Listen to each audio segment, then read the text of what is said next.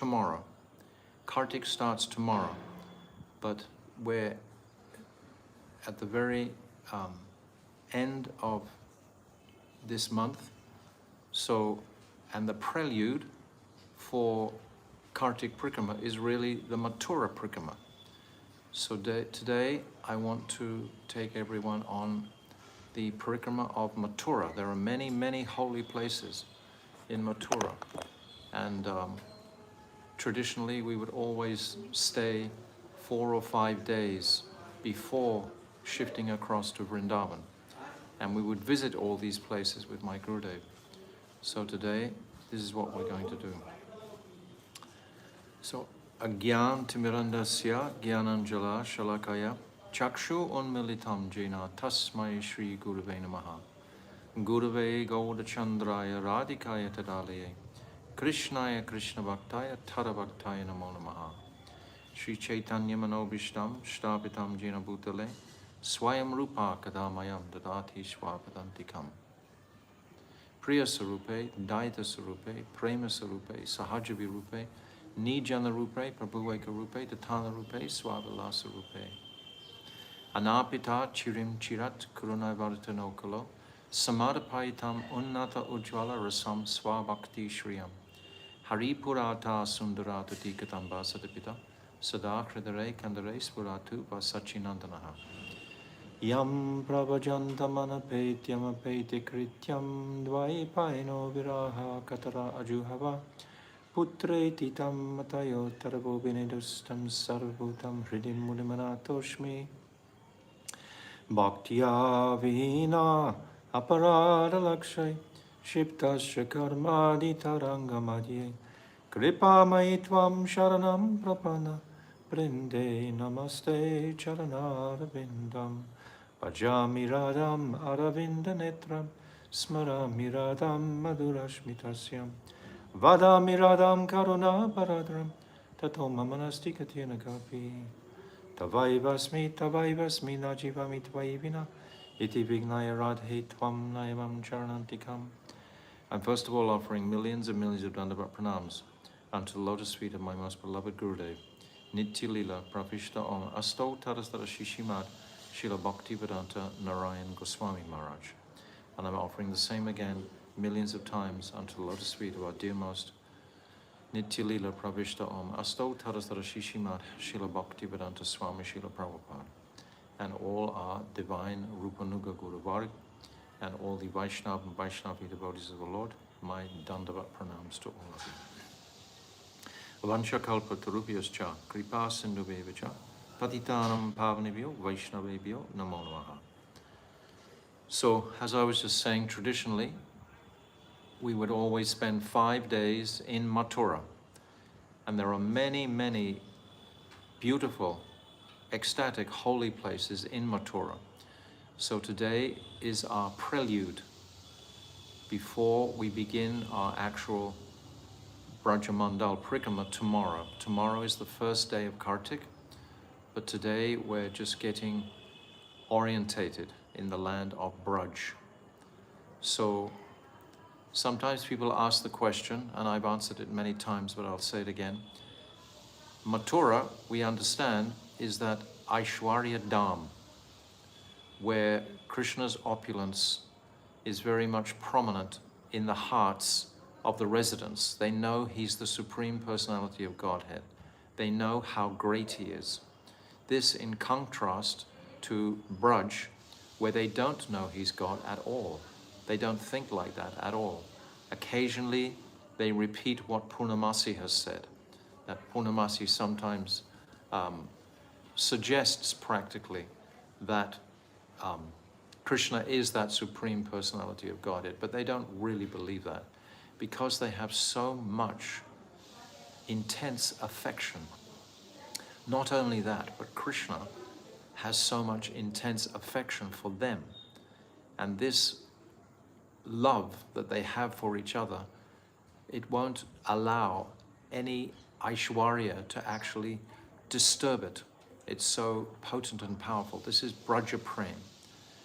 But today, to approach that place, we should purify ourselves by appreciating some of the places in Mathura. We won't get through the whole thing, but we'll walk around some of the places in Mathura.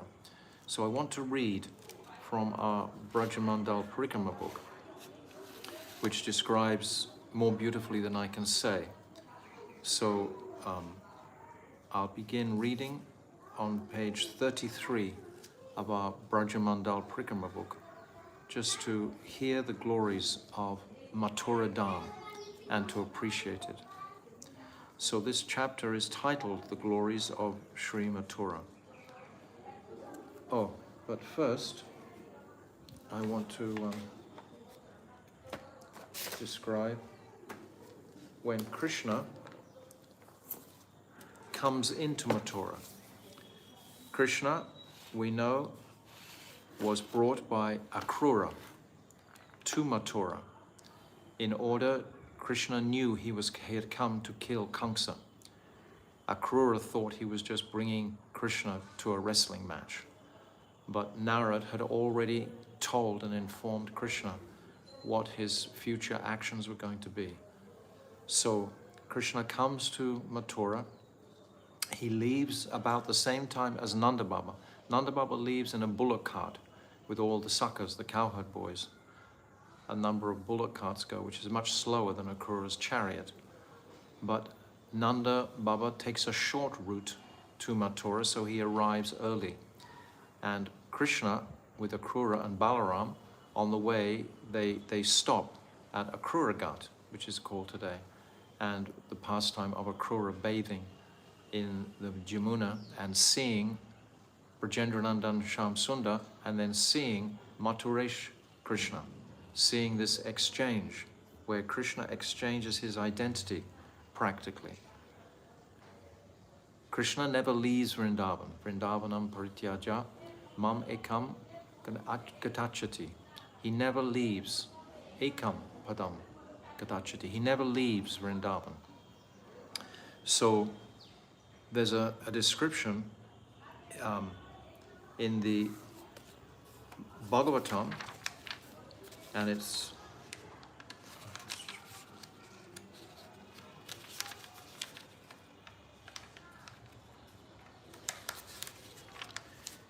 in the 41st chapter of when Krishna enters Mathura.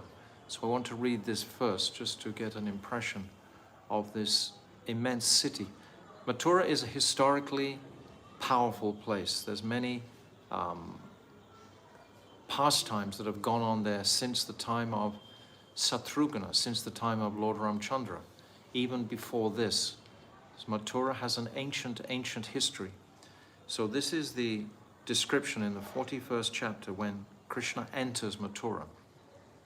The Lord saw Mathura with all its tall gates and household entrances made of crystal, its immense archways and main doors of gold, its granaries and other storehouses of copper and brass, and its impregnable moats.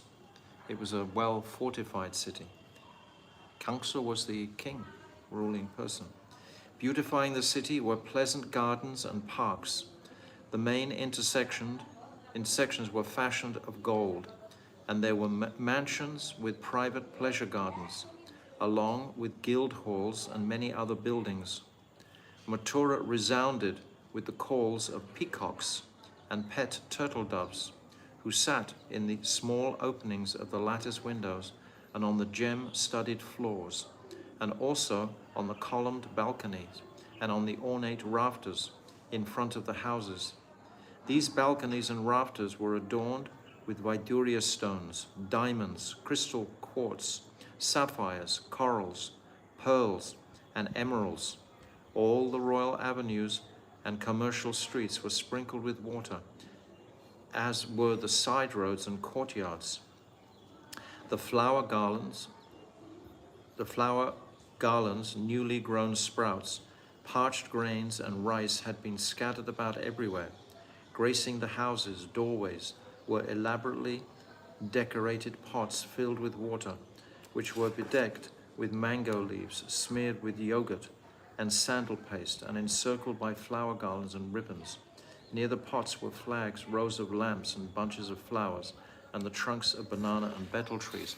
So this is how Krishna first witnesses Mathura.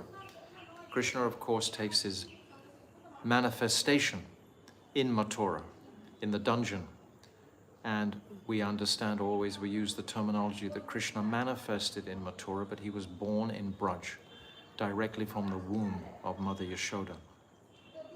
So today we're appreciating Mathura, and when Krishna enters Mathura, and this was how this is what he was seeing. He was seeing the splendor of this materially very opulent city, which we know is what incites the envy or the rishya, the transcendental rishya, envy of the gopis, thinking that Krishna has left them and gone to consort with all the very high quality city ladies.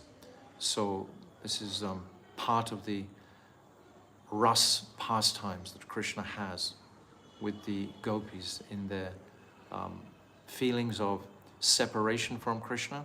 The gopis are so disturbed by Krishna going to Mathura, even just for a moment being separated from Krishna, what to speak of days turning into weeks and months and years, then their separation is so extreme. But we'll hear about this later in our Vraja Mandala Parikrama.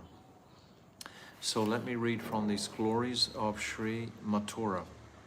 So there are 7 holy cities on the earth that award liberation: Ayodhya, Mathura, Mayapuri, which is actually Haridwar, near the foothills of the Himalayas, Kashi, Kanchi, Ujjain, Avantika, and Dwarvati, Dwarka. Of these, Mathura, the birthplace of the Supreme Lord Sri Krishna Chandra, is the topmost. This abode not only awards liberation, but also bestows love of God, Bhagavat Prem.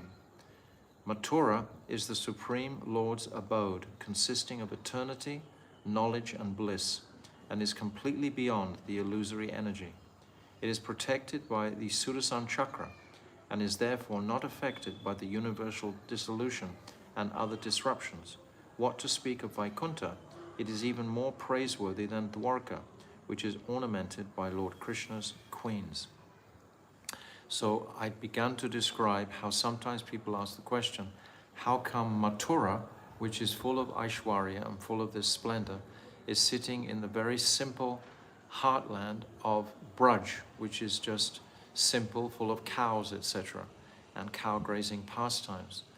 And my Gurudev answered this question very beautifully. He said, like sometimes in the night sky you see a cluster of stars together. And if you take a telescope and if you had the measuring instruments, you could see that some stars are very, very close, and other stars are millions or billions of miles further back. So like this, Mathura is in the same mandal, because that's how we see it, but actually Mathura is way, way back as far as the extreme of prem is concerned. And we appreciate this extremity of prem, of course, by the pastime of Uddhav, when he visits Mathura and he sees firsthand the prem of the Brajaramanis. So this city of Mathura is never annihilated. In the beginning of such a yuga, the child Dhruva met Devarishi Narad here. Dhruva took bath in the Jamuna at Dhruva Ghat in Mathura and accepted the Nam mantra of the Lord from Narad Muni. Nearby at Madhuvan Maholi, he attained perfection by worshipping Bhagavan. So Dhruva has his pastimes here, which were millions and millions of years ago. So this city has an ancient history, as I was describing. Also in such a yuga, Durvasa Rishi arrived here while the devotee Maharaj Ambarish was in the course of breaking his vow to observing Ekadasi and Dwadasi. It was here that Durvasa realized Ambarish Maharaj's glories. Even today, Chakratirtha and Ambarish Tila stand as witness to how Ambarish Maharaj was protected by the Sudarshan Chakra. So we hear this beautiful pastime of Ambarish and Durvasa. I'm going to explain something more about the rasa at the end. In Treta Yuga, on the order of Sri Ramachandra, Sri Satrugana killed the son of the demon Madhu, Lavanasura here. This pastime is well known. In Dwapara Yuga, Mathura became famous as the place of Sri Krishna's appearance and the site of his many pastimes. It is also well known that Sri Krishna Dvapayana Vedavyas took birth here on the island of Jamuna. When the fisherman's daughter, Satyavati, was taking Parashara Rishi across the Jamuna, Parashara Rishi understood that if Satyavati was impregnated at this very moment, that a Shaktiyavesh avatar would manifest from her womb. So he arranged for an island to be manifest in the Jamuna. So coming from a place called Swamigat in Mathura, you come to the remnants of this island. It's just submerged now, of course. But for Parashara Rishi, he manifested this island and created a fog. And then by his mind, he impregnated Satyavati, so she didn't lose her virginity. And she gave birth to Vedavyas in a moment. And in a moment, he grew up to be a young man and circumambulated his mother, took her pranams and told her that if ever she wanted to be with him or call him, she just had to think of him and he would immediately come. And then Vedavyas, he goes to Badrikashram. So this pastime happens here in Mathura.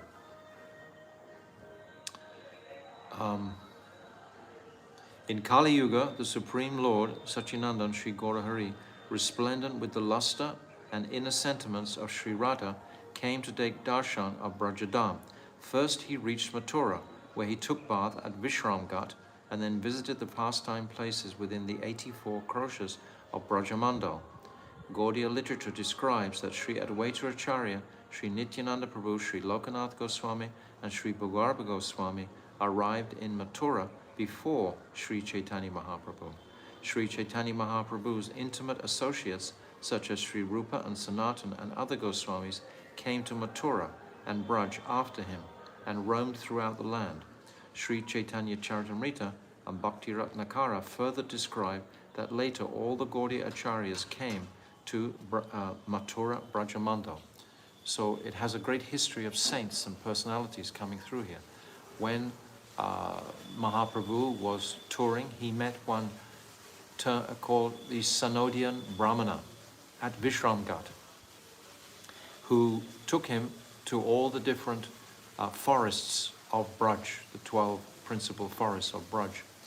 And Mahaprabhu was so impressed by his level of devotion, he asked where he got this devotion from. And that Sanodian Brahman shared that it was Madhavendra Puri. When Madhavendra Puri was there, he stayed with the Sanodian Brahmana. So Madhavendra Puri, we also remember in Mathura. The abundant glories of Mathura are described in the Puranas. Bhagavan Sri Keshav Dev is present in the heart of this abode, which is likened to the whorl of a lotus. On the northern petal in Vrindavan is Sri Govinda Dev, by whose darshan a person is forever liberated from the cycle of birth and death. On the eastern petal at Vishramghat, in the form of the Lord, named Vishranti, and on the southern petal is Adi Varahadev, who bestows all perfection. So we're going to discuss also today, we're going to read about Varahadev, the two forms of Varahadev that are there. Bathing in any of Mathura's sacred waters destroys all the sins of any living entity, and each and every step taken in Mathura gives the same result as performing a horse sacrifice, Ashwamedha Yagya. The Supreme Lord himself says in the Adivaraha Purana, O Vasundhara, certainly in all the three worlds, the hellish planets, the world of humans, and the celestial realm, nowhere is as dear to me as Mathura. He further states in the same Purana, O Vasundhara, during Chatumasya, my time of sleep, all the oceans, lakes, and places of pilgrimage pilgrimages dwell in Mathura. We know in these 4 months of Chaturmasya, generally the saints and sages, they don't travel because of the inconvenience caused by the flooding, etc. And the roads were mostly mud, well, they were all mud, and would just become washed away by so much rain. But so the sages would not travel during that time. So now we're at the very end of Chaturmasya, which is Kartik. Skanda Purana mentions that the result attained by residing in any other part of Bharatvarsh, India, for hundreds and thousands of years is attained simply by remembering the city of Mathura. Whoever chants and fasts in Mathura becomes free from sin by taking darshan of Sri Krishna's birthplace. A sinful person who has killed a brahmana, who is a drunkard, who kills cows, or who has violated celibacy, becomes free of these sins merely by circumambulating Mathura. All those who come from other far-off places to perform Mathura Parikrama and to have darshan of the pastime places here become free from all kinds of sins. Not only that, if one simply takes a vow to reside in Mathura, he becomes free from all kinds of material entanglements. It is written in the Padma Purana that one who desires to have darshan of Mathura but leaves his body before getting this opportunity will surely take birth in Mathura in a future life. There is not the slightest doubt about this. Only those with firm, unshakable devotion to Sri Krishna and who are the objects of his abundant mercy can have attachment for this Mathura Puri, which is beyond the material world. In Vayu Purana it is written that Mathura Mandal is within the 84 kroshas of Vraja Mandala, and that the Supreme Lord Sri Hari himself eternally resides here, but he eternally resides in a different form to how he is in Braj. And that's described in the pastime with Akrura, coming to Akrura Ghat. The Vayu Purana further states that Mathura Dham is blessed, being superior even to Vaikuntha, the holy abode of Sri Narayan. By residing in Mathura for only 1 day, a person attains devotion to Lord Hari. And by residing there 3 nights, he attains that most rare love of God. What happens after 3 days is that you get the inspiration to come to Braj. After you've resided in Mathura, and it's in Braj that this love of God can manifest, which is difficult to obtain even for great liberated souls. Rupa Goswami has written in Sri Mathurya Mahatmya, O Avanti, become ready with a spittoon in your hands. O Mayapuri, Haridev, Haridvar, become ready to fan with a chamara. O Kanchi, take an umbrella in your hand. O Kashi, hold wooden sandals in your hands and be ready. O Ayodhya, do not be afraid anymore. O Dwarka, do not chant any prayers today. This Mathura Devi, who today has become the chief queen of Sri Krishna, the great king of kings, is pleased with all of your maidservants. So this is Rupa Goswami speaking. And of course, in Mathura, today we can go and see the Janmastham, and we can see underneath the actual place where Vasudeva and Devaki were imprisoned by Kamsa. So while Kamsa was there, of course, it was very opulent. Kamsa was a huge demon, as we know. So he created even more external opulence by his potency. And it's described that when Sri Chaitanya Mahaprabhu came to this place, he saved Subodhi Roy, a king of Bengal, by stopping him from committing suicide. I described this the other day in our reading of Chaitanya Charitamrita. He then made him into a great devotee of the Lord. Subodhi Roy had been ostracized from his caste by an extremist Muslim ruler in Bengal. Though Subodhi Roy wanted to become a Hindu again, the dogma of the priestly caste decreed that there was no path by which he could re-enter Hinduism before his death. This was the propaganda at the time. We've been discussing this in our Chaitanya Charitamrita, that if you were sprinkled with water by a Muslim, then it was tantamount to death that you were already converted to Islam. And there was no turning back from that except to leave your body and take another body.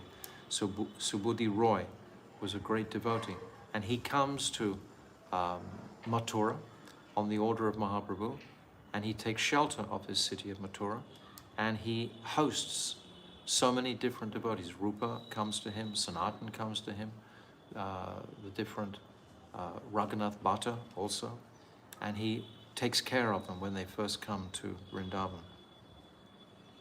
When Chaitanya Mahaprabhu, the ocean of mercy, met Subodhi Roy, he asked him to utter the holy name of Sri Krishna just once in order to become completely purified. Subodhi Roy followed Mahaprabhu's instruction and performed Harinam Sankirtan and served the Vaishnavas at this place for the rest of his days. So this pastime of Subodhi Roy is very inspiring for the devotees. Sriman Mahaprabhu arrived in Braj during the rule of the Mughal Emperor Humayun. The Muslims later destroyed the temple that was here at that time.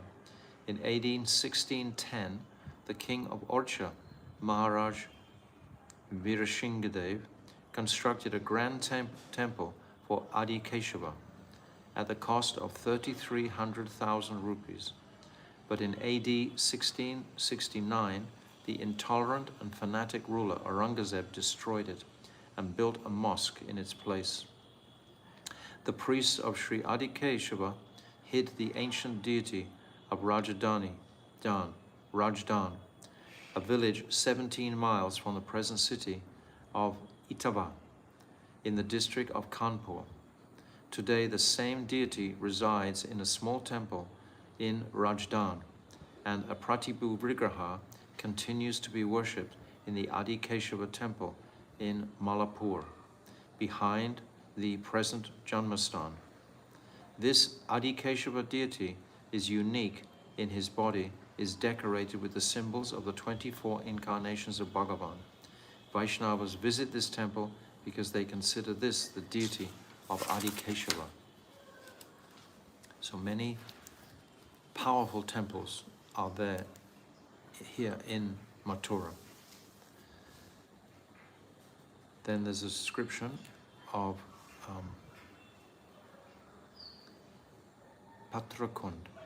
A magnificent temple is now constructed at the birthplace of Sri Krishna at Keshav Katari, with funds raised by Sri Madan Mohan Malavia.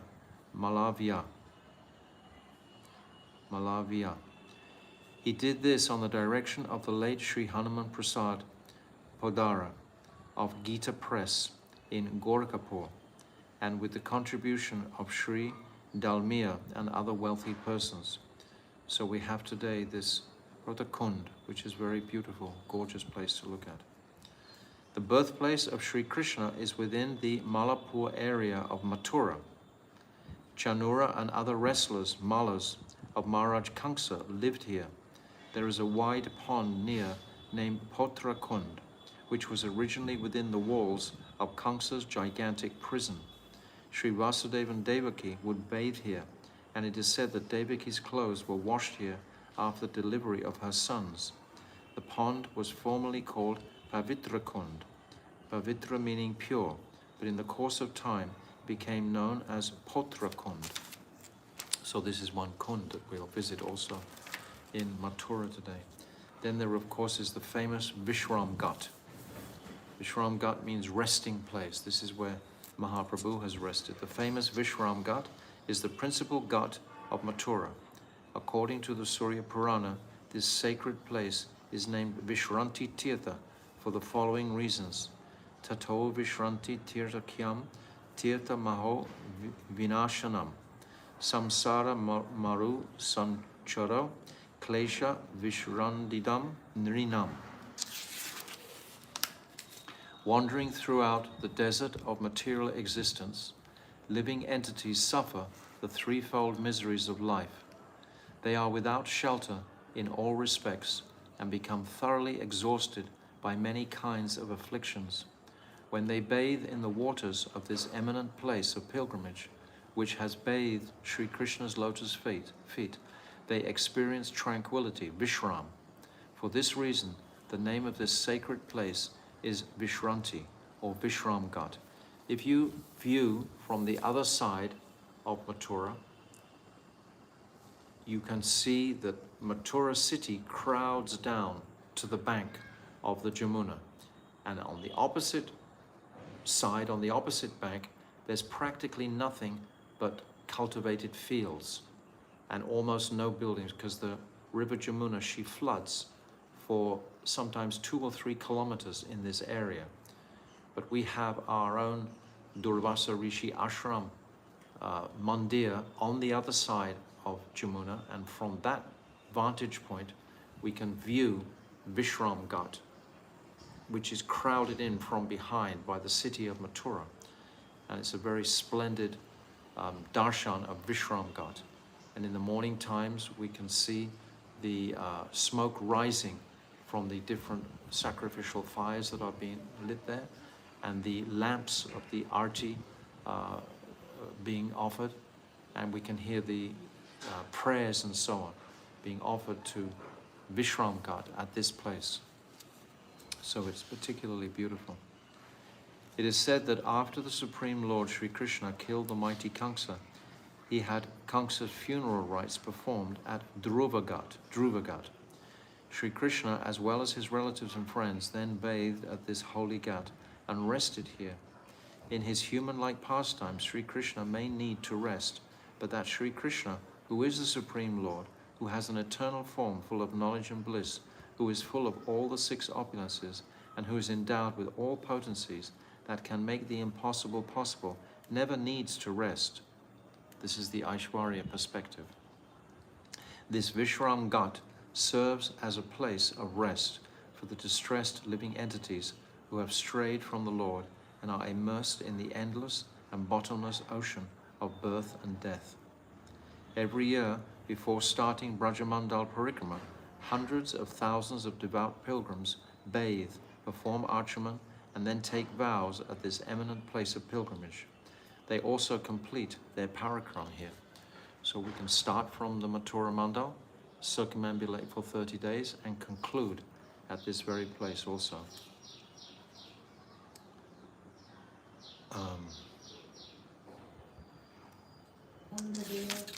No, I'm just going to leave that part out for now. The Jamunas has 24 ghats, and I want to say the name of the ghats. Our time is limited here today. In Mathura, Sri Jamuna flows in a crescent shape, and Vishram Ghat is in the center. On her southern side lie the following 12 ghats. It's very purifying just to hear the name of these ghats.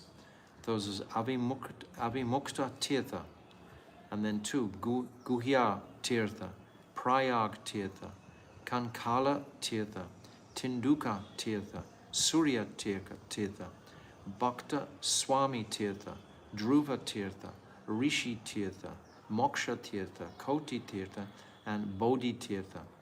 The following 12 ghats lie on her northern side: Navatirtha, Samyamana Tirtha, Dharapatna Tirtha, Nagatirtha, Ganta, Baranaka Tirtha, Brahma Tirtha, Soma Tirtha, Saraswati Patna Tirtha, Chakra Tirtha, Dashvameda Tirtha, Vigna Raj Tirtha, and Koti Tirtha.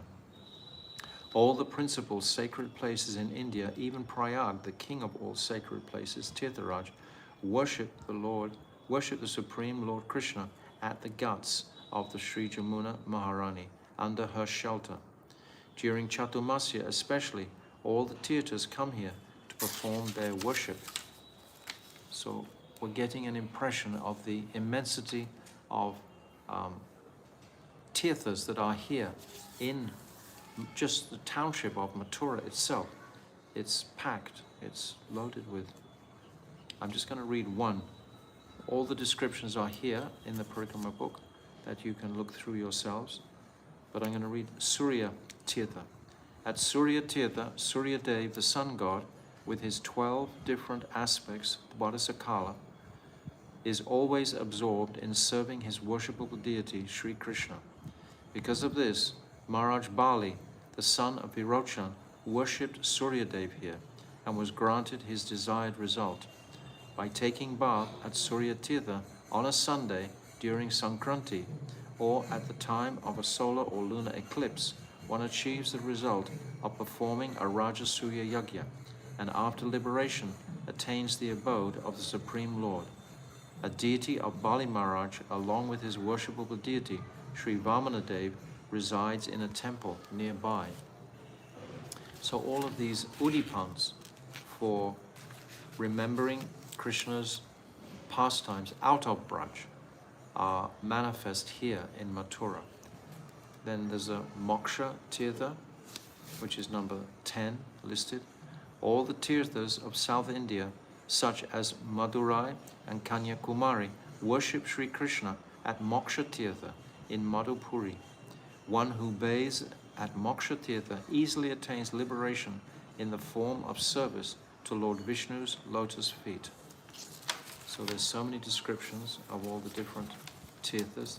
This is a very comprehensive parikrama book that we have compiled by my Gurudev.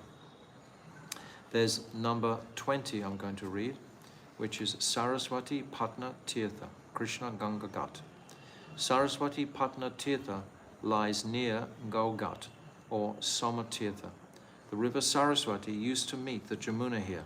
Another name of the river Saraswati is Sri Krishna Ganga. This Tirtha is therefore also known as Krishna Ganga Ghat. This Ghat is related to Sri Krishna Dwapayana Vedavyas. He took birth in Matsya Ganda, Saraswati, and from Matsya Ganda Saraswati. That's what we've already described today. And Maharishi Parashar on the island in the Jamuna nearby. We've already described this. Some say that Sri Vyasadeva composed Srimad Bhagavatam here, and this is correct. Srimad Bhagavatam is the treatise for the topmost transcendentalist. It is known as the Paramahamsa Samhita. Vedavyas took instruction from Devarshi Narad. Through his practice of Bhakti Yoga, he saw the absolute truth, Sri Krishna, and all his pastimes in Braj, Mathura and Dwarka.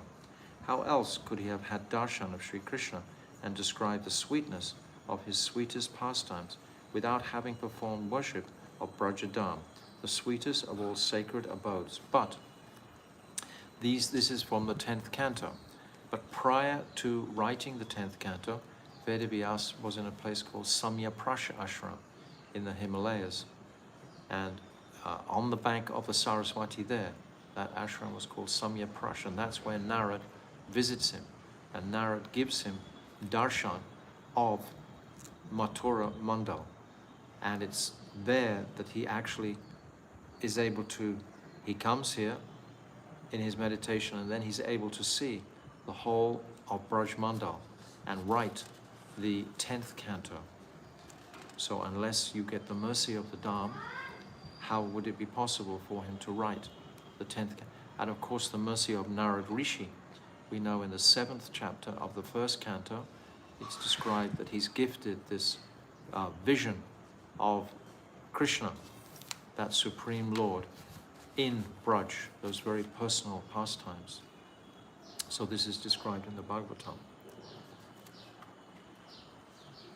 It's described that one who bathes here is relieved of all types of sin and attains the love of God. Even people of low caste become Paramahamsas, or the best of devotees, by bathing here. Then there's Chakra Tirtha. Chakra Tirtha is famous throughout all Mathura Mandal. It is near Ambarish Tila, the place of Maharaj Ambarish, where he worshipped the Supreme Lord with all the limbs of pure devotion. Once this devoted king was about to break his Ekadasi fast at the auspicious moment on Dwadasi, when the sage Durvasa arrived at this place. The sage's behavior towards King Ambarish displeased Lord Vishnu's chakra, who chased Durvasa around the universe for an entire year.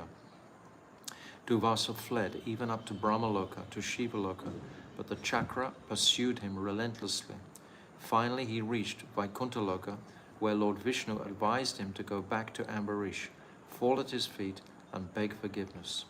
Durvasa did so, and Ambarish prayed to the chakra to spare Durvasa. It was these prayers that the chakra stopped. By these prayers the chakra stopped, and the sage's life was spared. One who bathes here is liberated from sin, even the sin of killing a Brahmana. By the mercy of Sudarshan Chakra, he will obtain darshan of the Supreme Lord, and his life will become successful. So I'm sure we're all familiar with the pastime of Ambarish Maharaj and how how Durvasa became offended, as is described here, and then Sudarshan Chakra came to chastise him. Durvasa Rishi manifested a Krita demon, is described, who came towards Ambarish. Ambarish had broken his fast just by taking Charanamrita, but Durvasa Rishi considered this was an offense because he'd invited Durvasa to take his breakfast at that place, and Ambarish had taken something before Durvasa returned. So this constitutes an offense in the eyes of Durvasa, who was just a great yogi at that time. But this was all to bring out the deep, powerful devotion of Ambarish Maharaj. This was to show the world the greatness of the Vaishnavas and their devotion to Brajendrananda and Shyam Sundar. So it was here in Mathura that Ambarish Maharaj has his palace. He was the ruler of the entire world, the emperor of the world at that time. This was in Satya Yuga. This pastime took place. So this was millions of years ago. So this is Ambarish Tila, and we come here on our visit. And now it's got a list of places that we can also visit on our parikrama today. So Pipaleshwara Mahadev, situated near Vishram Ghat in the eastern part of Mathupuri. Pipaleshwara Mahadev, one of the 4 area protectors, Ketrapals, of Mathura, always protects the area of Mathura. Thereafter, one who takes darshan of Veni Madhav, Rameshwar, Dauji, Madan Mohan, Tinduka Tirtha, Surya Ghat, and Dhruva Tila, then on Sapta Rishi Tila, one can have the sacred darshan of the 7 sages, Atri, Marichi, Kratu, Angira, Gautam, Vashishta, and Pulastya. These 7 sages, Sapta Rishis, reside in Mathura Dham at this place, performing their worship of the Supreme Lord, Sri Krishna. So we can take darshan of all these most holy places. Now, I was reading from the 31st chapter of the 10th canto about when Krishna first enters Mathura, when he first arrives. So there's a description here of Kubja. So he meets Kubja, this personality, this lady, serving lady, who's bent in 3 places. And because she's carrying ornaments and fragrances for Kamsa, and Krishna requests her to let him have some of those pastes and some of those unguents, and she very happily gives them to Krishna. And in reciprocation, Krishna straightens her whole body. This is Kubja. She's actually described by Rupa Goswami in the first type of rati. This is called Sadarani rati. But this is not pure, because Kubja's rati was to enjoy with Krishna herself. But it's also described by Srila Vishwanath Chakravarti Thakur that Kubja represents Mother Earth, who has become overburdened by all the warring armies, and she's bent in 3 places. And the fragrance that she's carrying is similar to the fragrance that Mother Earth. Fragrance is the subtle quality of earth, is fragrance. So Kubja is carrying that. And now we can come to her place in Mathura. While wandering throughout Mathura, Krishna and Balaram met Kubja, a maidservant of Kamsa. At this place, with great love, Kubja offered Angaraj, an application of ointments, to the limbs of Krishna and Balaram. Just by touching her waist and chin with his hands, Sri Krishna transformed her into a teenage girl, beautiful as a heavenly damsel. Looking at him with shy, lust-filled eyes, Kubja tried to take him to her home. Sri Krishna promised to visit her upon completing his work, and then he left. After killing Kamsa, Krishna went to Kubja's house with Uddhav and stayed there for some time, thus fulfilling her heart's desire. So this is the place, the well of Kubja, and we can bathe there in that well. And now we come to Rangeshwar Mahadev, or Ranga Bhumi. In the southern part of Mathura, Sri Rangeshwar, the protector of the Dham, conspiring to kill Krishna and Balaram, Maharaj Kamsa, the destroyer of his own Bhoja dynasty, had a wrestling arena, a Rangasthali, Rangashala, built here. Through cunning means, Kamsa arranged for Akrura to bring Krishna and Baladev from Nanda Gokul on the pretext of sightseeing. So we understand the pastime. Krishna is brought by Akrura on the invitation of Kamsa, and he's going to come to this place at Rangeshwar. Kamsa would worship Mahadev, and he also worshipped Durga Ma, the consort of Shivji. On the pretext of sightseeing, Krishna and Baladev reached this wrestling arena with the cowherd boys after asking various people for directions. The wrestling arena was beautifully decorated. Flowers bedecked splendid arched gateways, and the enormous bow of Sankar was placed in front of the arena. The mad elephant Kuvalyapida, who had been trained to kill the two brothers, blocked the main entrance, waiting to receive a signal to kill them. The deity of Rangeshwar Mahadev had been beautifully decorated in various ways, and his splendor was astonishing. When he entered the arena, Krishna effortlessly picked up the bow with his left hand in front of everyone. He strung the bow within a moment and pulled the string in such a way that the bow broke into many pieces, making a thunderous sound. Both brothers easily killed all the soldiers who were protecting the bow. They then continued their tour of the city, and at sunset returned to their camp. At dawn the next day, the wrestling festival began. Many gigantic and fierce wrestlers such as Chanura, Mustika, Shala, and Toshala were ready for the wrestling match inside the arena. Maharaj Kamsa, together with his friends and prominent citizens, were seated on an elevated platform. Krishna and Balaram returned to the arena after slaying Kuvalyapida. Sri Krishna pulled out the elephant's two tusks and used them to kill the elephant keeper and other wicked people. Some soldiers ran to Maharaj Kamsa to tell him about the incident. Grinding his teeth in anger, Kamsa signaled to Janura and Mustika to quickly kill the two boys. Just then, Krishna and Baladev, smiling like two lion cubs, reached the wrestling arena, carrying the huge elephant tusks on their shoulders, their bodies sprinkled with blood. Chanura and Mustika challenged the two brothers to wrestle by making gestures like flexing their muscles to display their power and strength. Sri Krishna, the propagator of decent conduct, suggested that he and Balaram fight with wrestlers their own age, but to entertain Maharaj Kamsa, Chanura arrogantly challenged Sri Krishna and Mustika challenged Balaram. This is what Sri Krishna and Balaram in fact wanted, and so the fight began.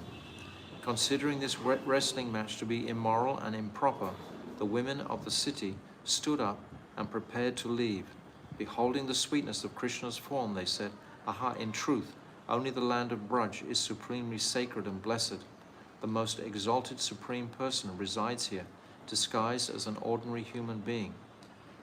That Lord whose lotus feet are worshipped by the God of gods, Mahadev Shankar, and by Lakshmi, wanders about here in great bliss, wearing a garland of many colored flowers. He plays his flute and performs various pastimes with Balaram and his sakhas while tending the cows. This sweetness of Sri Krishna's form is easily available only to the residents of Vrindavan, especially the gopis. The peacocks, male and female parrots, cows, calves, and rivers of Braj are all blessed. They are satisfied by by freely relishing Krishna's variegated sweetness. So there's a beautiful verse describing this in the 43rd chapter. This verse, Malanam Ashni Nirnam Nara Baraha. This is saying the various groups of people in the arena regarded Krishna in different ways as he entered it with his elder brother. The wrestlers saw Krishna as a lightning bolt, and the men of Mathura as the best of males, the women as Cupid in person, the cowherd men as their relative, the impious rulers as a chastiser, his parents as their child, the king of the Bojas as death, and the unintelligent as the Supreme Lord's universal form, the yogis as the absolute truth, and the Vrishnis as the supreme worshipable deity.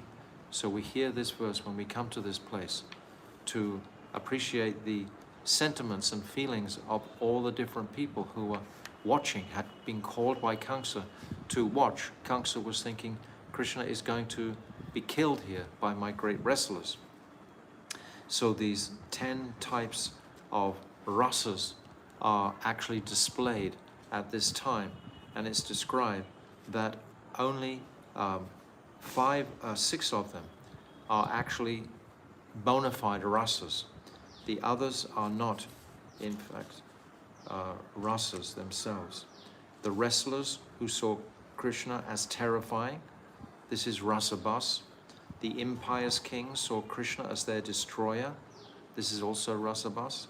Kamsa saw Krishna as Swarup of death, and Kamsa's ignorant priests saw Krishna as vibhats, ghastliness. So these are rasabas that were perceived by those ignorant people during the observing the arena of Kamsa's wrestling match. And then we know, of course, that Krishna and Balaram, they very easily killed Chanura, and Balaram defeated and killed Mustika. Then the 2 brothers also killed Kuta, Shala, Toshala, and the other wrestlers. Kamsa became furious and ordered that Krishna, Baladev, Nanda and Vasudev be taken prisoners. However, in a moment, and with great speed, Sri Krishna leapt onto the platform where Kamsa was sitting. Grabbing him by his hair, Krishna threw him to the ground. Krishna then straddled Kamsa's chest, and striking him with his fist, he caused Kamsa's life air to leave him like a bird in flight. It's described actually, Kamsa's life air left him as soon as he hit the deck of the wrestling arena. And Krishna just performed that pastime of striking him with his fist merely as a pastime. He'd already left his body. Sri Krishna effortlessly and wonderfully slew Kamsa and his associates in the wrestling arena. This is such a mighty pastime. Kamsa was such a huge, huge demon. He had defeated all the other major demons around. Trinavrata, Putana, Bakasura, Agasura, Dhenukasura, Pralambasura, Keshi, Vyomasura. All of these personalities have been defeated by Kamsa. He was such a ruthless personality. He'd imprisoned his own father, Ugrasen, and his sister, Devaki. He was prepared to kill her in a moment. So he had tyrannized the whole area of Vraja Mandala, and just within a moment, Krishna ended his life. And after doing this, Krishna grabbed him by the hair and dragged his body around the arena, just to show everybody that actually he is dead. He has left his life. So this was a great spectacle that took place in this wrestling arena. And this actually is just behind our Keshavji Gaudiya Mat. This Ranga Shala is just there. That wrestling arena place is just there. Seeing this spectacle, Ranga, Shankar, whom Kamsa had worshipped, became overjoyed. Sankarji became overjoyed. Hence, his name became Sri Rangeshwara. To this day, Ranga Bhumi glorifies this colorful pastime of Sri Krishna. So, there's more descriptions here, but we're getting the impression of what a magnificent place this Mathura city actually is. And also here is Bhuteshwar Mahadev, the eternal area protector, Ketrapal, on Mathura's western side is Bhuteshwar Mahadev. In the same temple compound is the cave of Patala Devi, whom Kamsa worshipped, and a little further on is Potrakund, Adi Keshava and Sri Krishna Janmastan, which we have already been described. We then reach Gyan Vapi, or Gyan Bhavadi. So I want to just come to the pastime specifically of Varahadev, because just behind the temple of Dwarkadish, there's the beautiful Dwarkadish temple, and just behind the Dwarkadish temple there's a small lane, and in that lane is the beautiful deity of Svetavaraha and Adivaraha. So when we hear these descriptions in Srimad Bhagavatam, there are Maitreya Rishi, he actually mixes these two Varahadevs up. He doesn't say specifically who is who. So the first Varahadev appears from Swayambhuva Manu, when Swayambhuva Manu and Satarupa are manifested by Lord Brahma to populate the planets, because Lord Brahma becomes impatient that the planets aren't being propagated sufficiently. So Swayambhuva Manu and his wife Satarupa, they manifest, but Garbhodakshay, Prithivi, the earth planet, is submerged in the Garbhodak ocean still. So at this point, Lord Brahma is wondering how to bring Mother Earth out of the Garbhodak ocean. And then from his nostril, a very small entity manifests. And this entity just grows and grows. And all the saints and rishis, the other sons of Lord Brahma, are appreciating this is none other than the Supreme Personality of Godhead. And he manifests his 4 feet, and he dives into the Garbhodak ocean, and he retrieves Prithivi from the ocean. So this is Adivaraha. This is the first Varaha. And then the second Varaha, which is Svetavaraha, he manifests when Hiranyaksha has mined all the gold out of the planet. And because of that imbalance of the minerals and elements, etc., then the planet Earth sinks into the Garbhodak ocean again. And at this time, Svetavaraha manifests and dives into the ocean and retrieves Prithivi from the ocean there. So I'll read these 2 descriptions here. So 2 temples of Varahadev. Behind the present Dwarkadish temple in Manik Chowk are 2 temples of Lord Varaha. One of them has a black deity of Varahadev, Krishna Varaha or Adi Varaha, and the other has a white deity of Varaha, Sweta Varaha.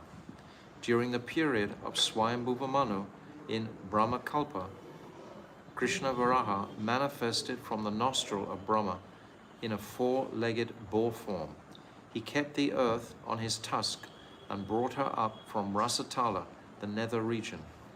During the reign of Chakshush Manu, this is in the reign when the 6th Manvantara, Svetavaraha manifested from the ocean.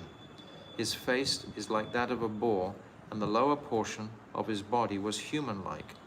He is called Niravaraha, Nira meaning human. He killed Hiranyaksha and delivered the earth. So these 2 Varahadevs are there in Mathura, and very, very auspicious darshan. If we can have that darshan, we're most fortunate. It's a description here about the Adivaraha deity. At the beginning of Satya Yuga, there was a Brahmin sage named Kapila, who was a worshipper of Bhagavan, Adivaraha. Indra, the king of demigods, pleased that Brahmana, and then brought the deity of Varaha to the heavenly planets, where he installed him for worship. Having defeated Indra, the mighty Ravan seized that Varaha deity from Swaga and established him in Lanka. After killing the impersonalist Ravana, Sri Ramchandra brought the same deity to Ayodhya and installed Varahadev in the palace. When Maharaj Satrughna was leaving Ayodhya to kill Lavanasura, he asked his elder brother, Sri Ramchandra, for the deity. Maharaj Satrughna carried the deity with him, and after killing Lavanasura, established him in the city of Mathura, where one can take darshan of him today. So this is the history of Adivaraha, ancient Thakurji. And this ancient Thakurji has his place just behind the Dwarkadish temple in Mathura. So I think from these descriptions, you're able to get an idea of the sacred nature of Mathura Mandal itself. It's just loaded with so many holy places and historically amazing pastimes are there by Ambarish, Dhruva, etc. And all these personalities, especially these two deities of Varahadev, Sweta and Adivaraha. And the last place that is described here, the temple of Dwarkadish. It's saying that among the new temples of Mathura, the Dwarkadish temple is prominent. It was established about 150 years ago by a devotee in the line of Ballabha Acharya. This temple is close to Vishram Ghat and Gatashram Tila. The temples of Krishna Varaha and Sweta Varaha are nearby. So this is what we've described. So this more or less concludes our parikrama. Very, very briefly, we've gone through, but I've attempted just to give you a flavor of the speciality and the conceptions that are there in Mathura. Often we just go through Mathura in a hurry to get to Vrindavan, but actually if we spend some time in Mathura and if we have a guide, someone can guide us through to all these different tirthas, these different holy places, this Ambarish Tila and Dhruva Tila, all these places are there, especially the Rangashala, which is just behind our Keshavji Gaudiya Math, where Krishna did the heroic act of killing Kamsa. This is such a powerful, powerful pastime. And after Krishna kills Kamsa, of course, he actually, normally when he kills the demons, the gopis that are always there to congratulate him and to appreciate his heroic act. But Krishna was looking around and there were no gopis there. So he goes to the Jamuna and he is weeping beside the Jamuna. But some birds have told the gopis that Krishna has already killed Kamsa. The word has come. And the gopis know immediately Krishna will be missing our company now. Krishna will want to be with us and we're separated. So the gopis, they also go to the bank of the Jamuna and they begin to weep also on the bank of the Jamuna. So these tears, they come down and they meet, and this is the first meeting of separation between Krishna and the gopis on his leaving Vrindavan.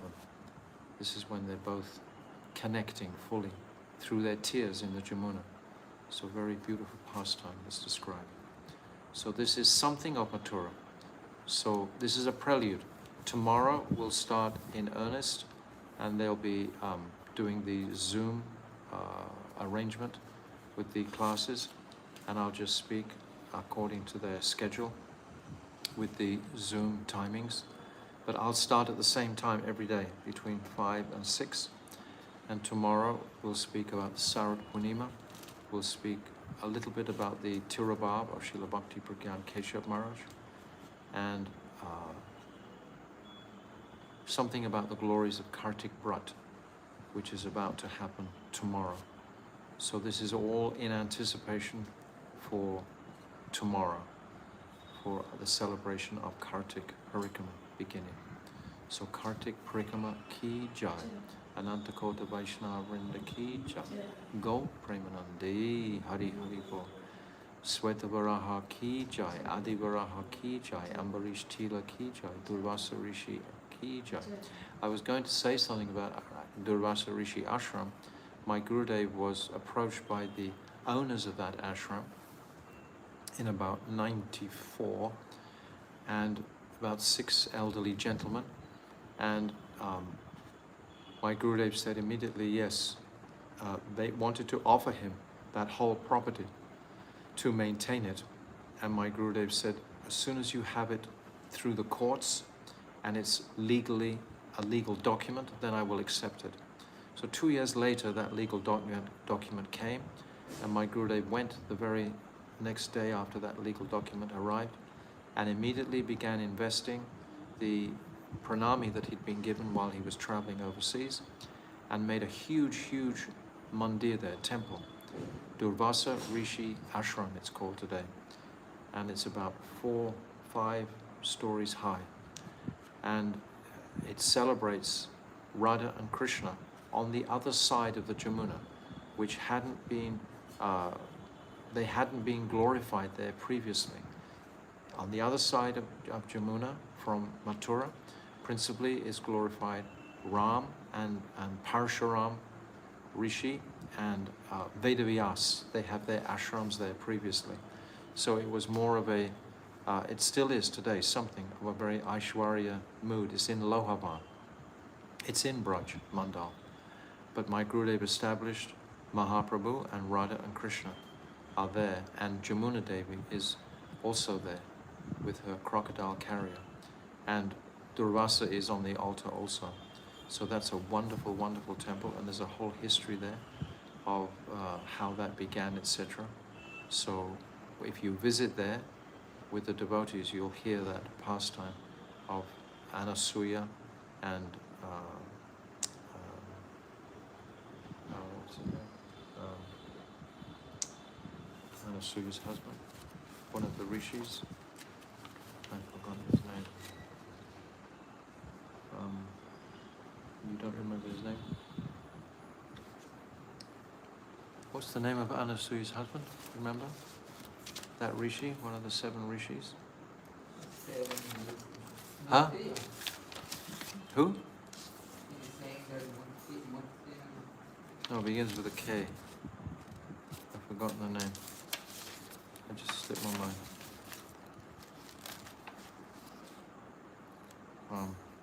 Anyway, I'll tell you tomorrow. It's there. We've already said his name. It's described in the 7 rishis.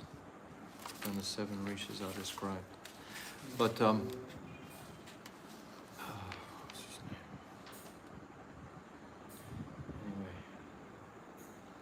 I'll tell you afterwards. Sometimes these names just elude my mind.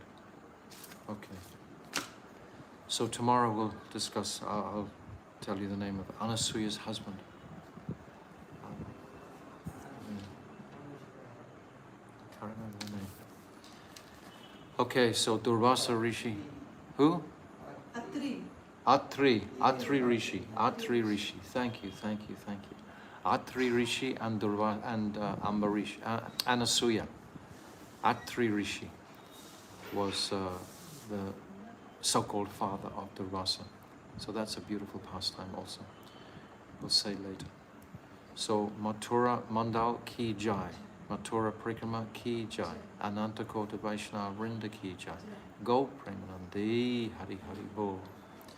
Hare Krishna, Krishna Krishna, Hare Hare, Hare Rama, Rama Rama, Hare Hare, Hare Krishna, Krishna Krishna, Hare Hare, Hare Rama, Rama Rama, Hare Hare. Oh Hare Krishna, Krishna Krishna, Hare Hare, Hare Rama, Rama Rama, Hare Hare.